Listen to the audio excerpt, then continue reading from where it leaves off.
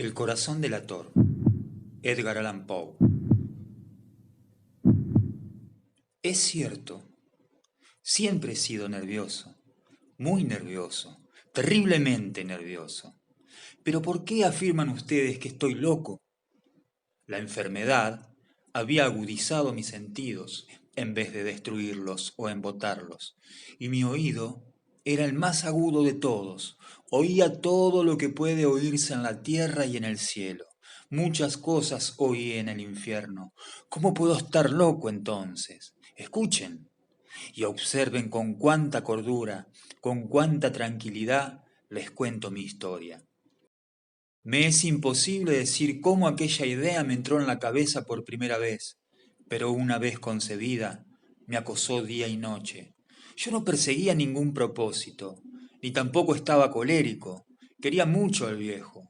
Jamás me había hecho nada malo, jamás me insultó. Su dinero no me interesaba. Me parece que fue su ojo. Sí, eso fue.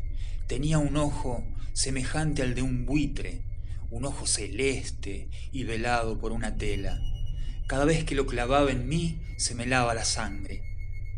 Y así, poco a poco, muy gradualmente, me fui decidiendo a matar al viejo y librarme de aquel ojo para siempre. Presten atención ahora. Ustedes me toman por loco, pero los locos no saben nada. En cambio, si hubieran podido verme, si hubieran podido ver con qué habilidad procedí, con qué cuidado, con qué previsión, con qué disimulo me puse a la obra. Jamás fui más amable con el viejo que la semana antes de matarlo. Todas las noches, hacia las 12, hacía yo girar el picaporte de su puerta y la abría, oh, tan suavemente. Y entonces, cuando la abertura era lo bastante grande para pasar la cabeza, levantaba una linterna sorda, cerrada, completamente cerrada, de manera que no se viera ninguna luz, y tras ella pasaba yo la cabeza. Oh, ustedes se hubieran reído al ver cuán astutamente pasaba la cabeza. La movía lentamente, muy lentamente, a fin de no perturbar el sueño del viejo. Me llevaba una hora entera introducir completamente la cabeza por la abertura de la puerta, hasta verlo tendido en su cama. ¿Eh? ¿Es que un loco hubiera sido tan prudente como yo? Y entonces, cuando tenía la cabeza completamente dentro del cuarto, abría la linterna cautelosamente. Oh, tan cautelosamente. Sí, cautelosamente iba abriendo la linterna, pues crujían las bisagras. La iba abriendo lo suficiente para que un solo rayo de luz cayera sobre el ojo de buitre. Y esto lo hice durante 7 largas noches, cada noche a las 12.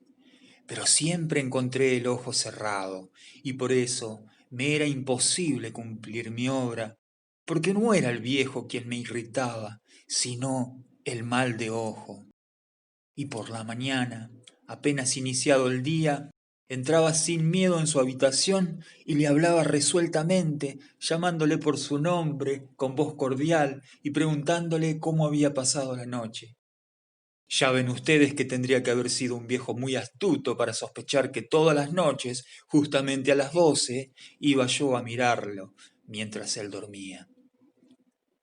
Al llegar la 8ª noche, procedí con mayor cautela que de costumbre al abrir la puerta. El minutero de un reloj se mueve con más rapidez de lo que se movía mi mano.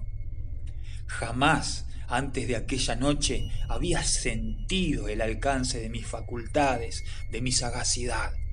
Apenas lograba contener mi impresión de triunfo. Pensar que estaba ahí, abriendo poco a poco la puerta, y que él ni siquiera soñaba con mis secretas intenciones o pensamientos. Me reí entre dientes ante esa idea, y quizás me oyó, porque le sentí moverse repentinamente en la cama, como si se sobresaltara. Ustedes pensarán que me eché hacia atrás, pero no. Su cuarto estaba tan negro como la brea, ya que el viejo cerraba completamente las persianas por miedo a los ladrones. Yo sabía que le era imposible distinguir la abertura de la puerta y seguí empujando suavemente, suavemente.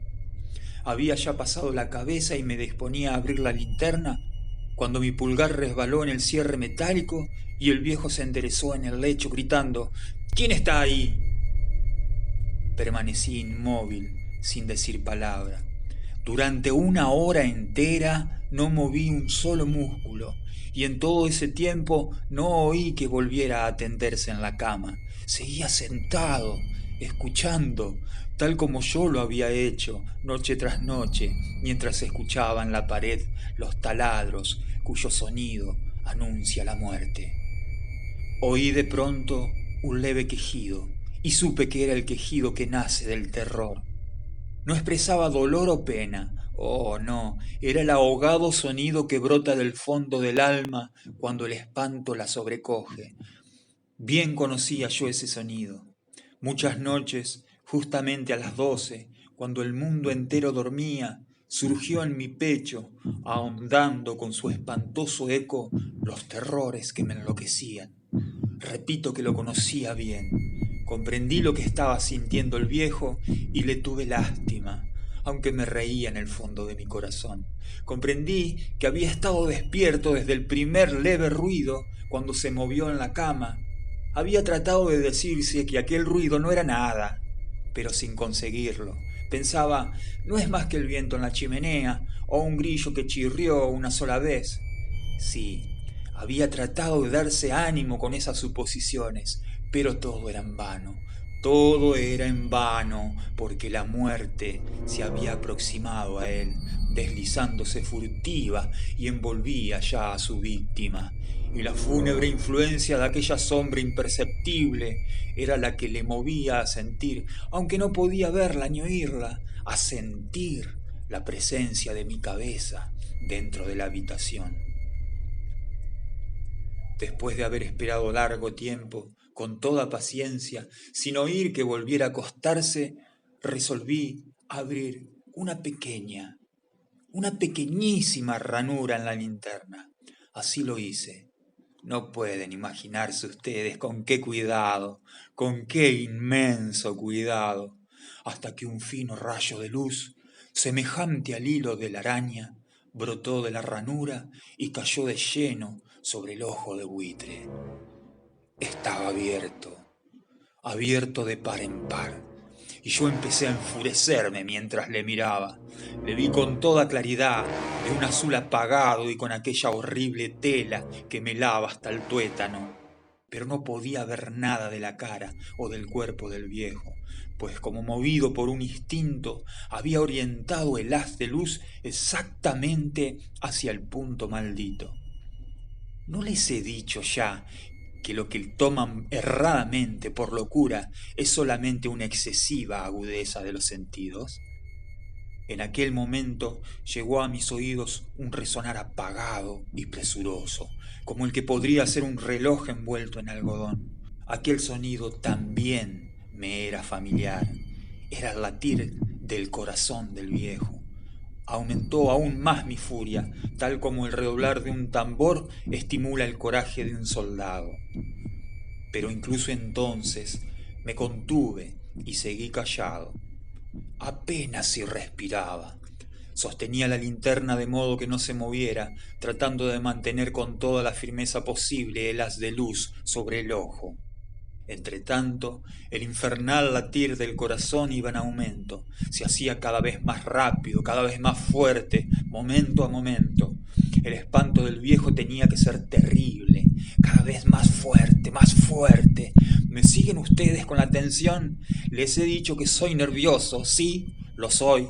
Y ahora, a medianoche, en el terrible silencio de aquella antigua casa, un resonar tan extraño como aquel me llenó de un horror incontrolable.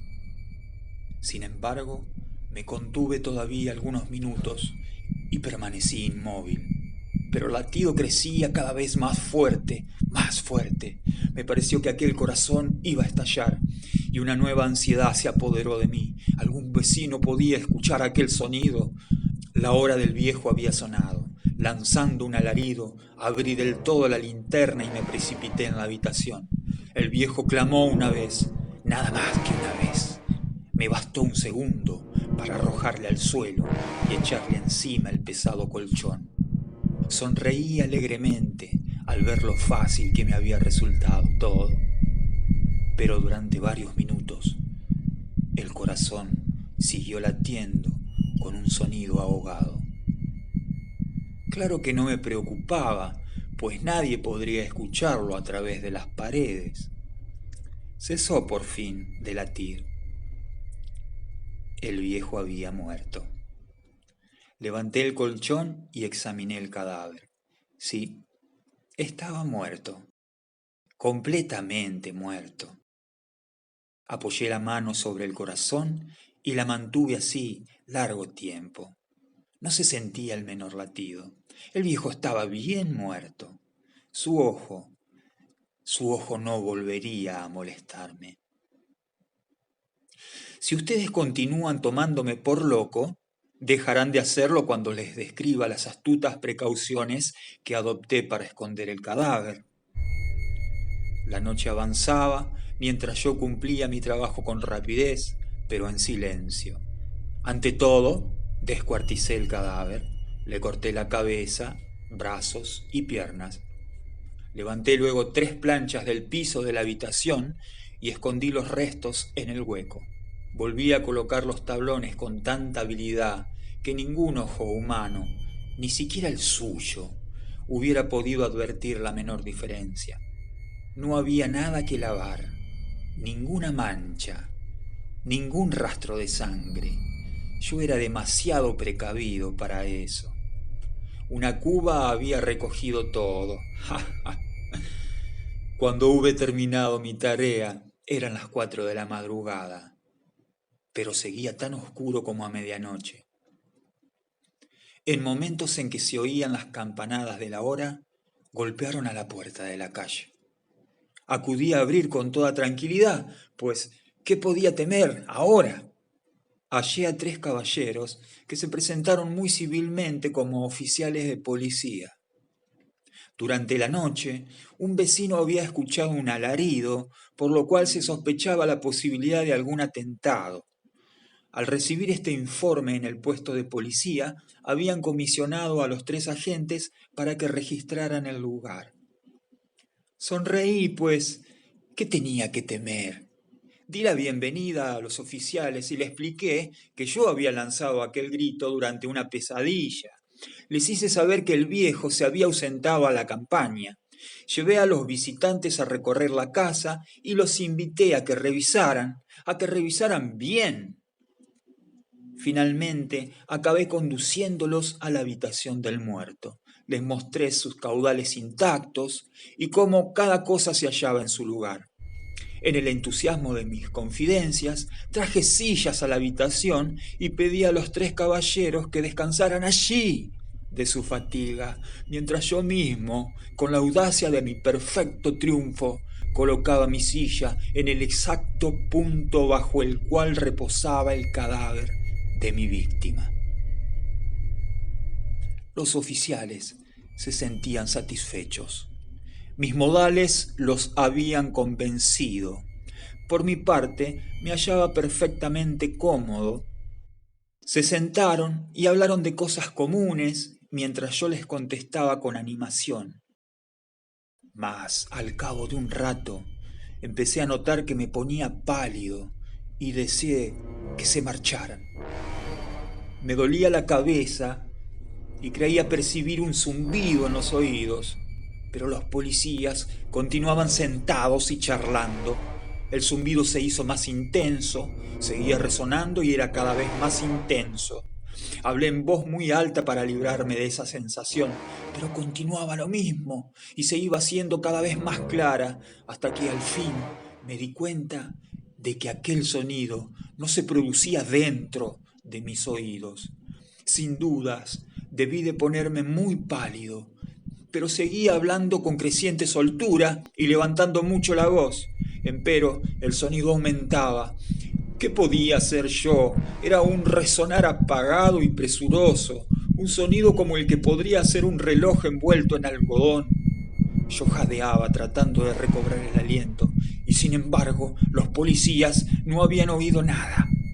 Hablé con mayor rapidez, con vehemencia, pero el sonido crecía continuamente. Me puse en pie y discutí sobre insignificancias en voz muy alta y con violentas gesticulaciones, pero el sonido crecía continuamente. ¿Por qué no se iban? Anduve de un lado a otro a grandes pasos, como si las observaciones de aquellos hombres me enfurecieran, pero el sonido crecía continuamente. ¡Oh, Dios! ¿Qué podía hacer yo? Lancé espumarajos de rabia, maldije, juré. Balanceando la silla sobre la cual me había sentado, raspé con ella las tablas del piso, pero el sonido sobrepujaba a todos los otros y crecía sin cesar. Más alto, más alto, más alto. Y entre tanto los hombres seguían charlando plácidamente y sonriendo. ¿Era posible que no oyeran? ¡Santo Dios! ¡No! Claro que oían y que sospechaban. ¡Sabían! Se estaban burlando de mi horror. Sí, así lo pensé y así lo pienso hoy. Pero cualquier cosa era preferible a aquella agonía. Cualquier cosa sería más tolerable que aquel escarnio. No podía soportar más tiempo sus sonrisas hipócritas. Sentí que tenía que gritar o morir. Y entonces, otra vez, escuchen, más fuerte, más fuerte, más fuerte, más fuerte. Basta ya de fingir, malvados, aullé. Confieso que lo maté. Levanten esos tablones. Ahí, ahí, donde está latiendo su horrible corazón.